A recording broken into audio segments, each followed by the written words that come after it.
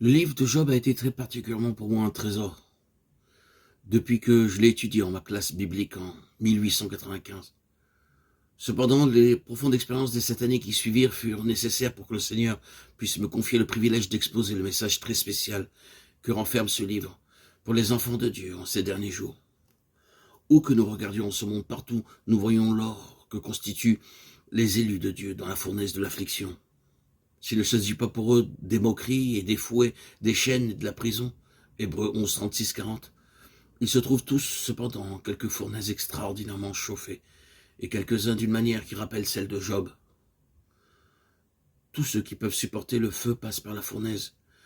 Oui, nous avons même assisté avec des cœurs tremblants au départ à l'enlèvement de quelques saints parmi les plus avancés spirituellement parlant, que Dieu appelait à lui comme par un char de feu. Le corps de Christ éteint. La même vie passe dans le chef et dans ses membres. Il est écrit, si un membre souffre, tous souffrent. Les souffrances de nos frères et sœurs en Chine et en bien d'autres endroits entraînent donc spirituellement parlant la souffrance pour tous les membres vivants du corps de Christ, en tout lieu.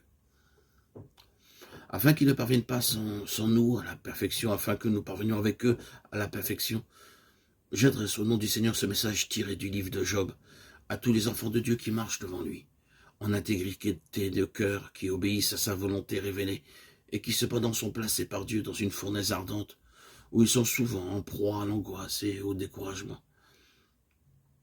Que l'Esprit éternel daigne se servir de ces lignes pour répandre quelques lumières sur les voies de Dieu et pour communiquer quelques réconforts à ceux qui sont dans la fournaise. Je n'ai point essayé de donner une minutieuse exégèse du texte de l'Écriture, d'autres que moi, avec bien plus de science, d'érudition, bien plus de temps, si que je n'en ai, ont reçu cette charge. J'ai seulement tracé une rapide esquisse de la vie de Job, du point de vue expérimental, pour fortifier ceux qui sont dans l'épreuve.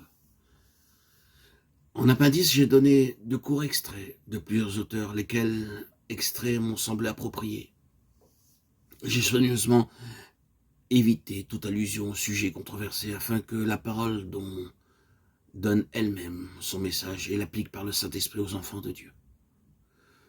Pour conclure, je demande instamment au lecteur que chacun d'eux s'applique ce dont il a besoin, selon que les y guide l'Esprit de Dieu, laissant les autres pages du livre à ceux pour qui Dieu les a inspirés. Je me suis surtout servi de la version révisée, anglaise, pour mes citations. Exceptionnellement, j'ai cité la version autorisée, ou les textes ajoutés en marge que donnent les diverses traductions. Cette édition française du livre de Job par John Penn Lewis est la deuxième, juin 1902. L'état des choses que signalait l'auteur en 1902 n'a cessé de s'aggraver depuis son message pour ceux qui sont dans la fournaise de l'affliction est donc plus nécessaire que jamais. Dieu daigne le bénir pour des âmes en grand nombre. Brunel à Saint-Raphaël en 1946. Ici, je vous ai retranscrite l'introduction des commentaires faits sur le livre de Job par Jesse Penn Lewis en 1902. Et donc, je serai, pendant de nombreux audios, sa voix, afin de vous communiquer, de vous transmettre ces merveilleux enseignements qu'il nous a donnés sur le livre de Job.